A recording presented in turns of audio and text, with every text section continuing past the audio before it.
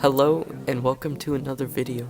Today we will be taking a look at the Sovmiku indoor camera, which has a 360-degree rotating lens. Taking a look inside the box, we get our camera, instruction manual, power adapter, USB-C power cable, mounting plate, screws, and wall anchors.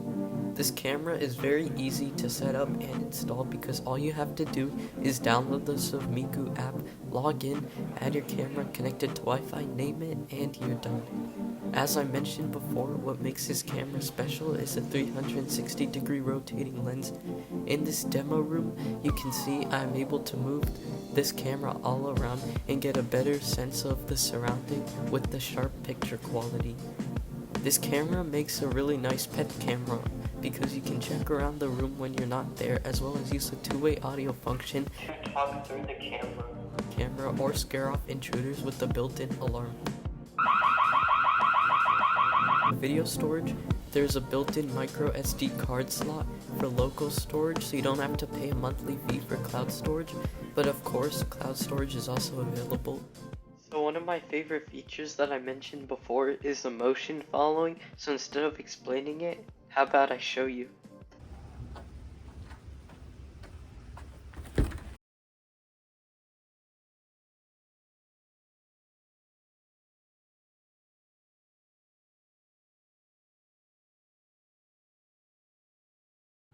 Alright, so in the Vico Home app, on the left side for the camera settings, we can choose to record video, so if there's anything you want to instantly capture, you can.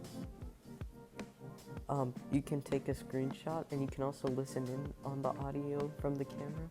And then on the right side, you can control the camera and put it to whatever position you want. And on the bottom, you can talk through the camera, which is a great feature to have on any camera. So on the top right, we can turn on or off the motion tracking. I like to leave it on because it's a great feature. Next to that, we can position it. And on the bottom, we can activate the alarm on it, which gets pretty loud. And then let's go into the device settings. So first, we have the motion detection settings, and you could do the preference for if you only want it to detect humans and start recording only then you can have that. You can change the motion detection sensitivity, and for high traffic areas you might want to set it to low, but it depends on where you're putting this camera. So for the recording settings, you can choose your cloud cooldown time. I would like to keep it as low as possible, but it's your preference. You can turn on or off the motion tracking feature, and beneath that you can turn on or off or schedule the sleep setting on the camera. Hitting back, we see our notification settings, and we can turn that on or off. And we can choose what type of detection we want. So I like to have it on person and pet and other motion detection too, because I want all of it. But you could choose what you want. For the alarm settings, you can manually activate it, but if you want it to automatically activate with motion, then you can turn that on. And then for video settings, we can choose the resolution. We can choose to rotate the image. If you're installing it on the ceiling, you might want to do that. Depending on your lights, you can turn on or off the anti-flicker mode. I don't need it, so I just have it off.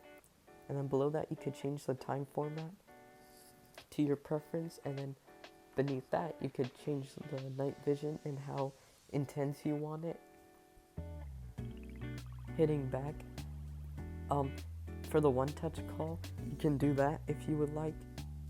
And then the cloud storage settings are beneath that. And then in SD card management, you can manage that SD card if you decide to put one inside the camera for local storage. You can turn on and off the status indicator light. I like to keep it off so no one knows I'm recording. And for the audio settings, you can choose how loud you want the alarm. You can choose the language of the narrator and the camera voice. And you can also choose how loud you want the speaker for when you're talking through the camera. And you can turn on or off the live or video audio recording. You can also calibrate the rotation and movement of the camera. So it automatically comes pre-calibrated out of the box and when you unplug it or plug in the camera. But if you turn the camera manually to adjust it, you're going to want to recalibrate it again. And then you could share it with a family member, neighbor, or friend. So if you're unable to access the camera, they can monitor it too. And then beneath that, we have our installation guide. And yeah, that's it. If you found this video helpful, please consider subscribing, and I'll see you in the next video.